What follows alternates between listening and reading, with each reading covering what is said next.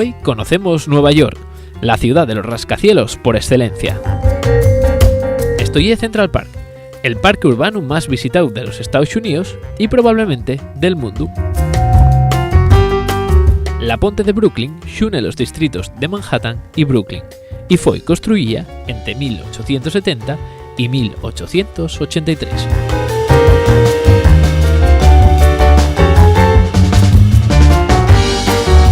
Estoy en la famosa intersección de Guy's Times Square, asitiada en la esquina de la avenida Broadway y la Séptima Avenida.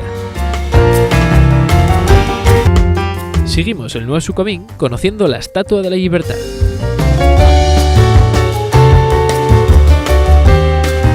Y la increíble Catedral de San Patricio, construida entre 1858 y 1865. Una parada para xintar nos típicos puestos de cai, visitar el memorial a las víctimas del 11S y despedirse de Nueva York.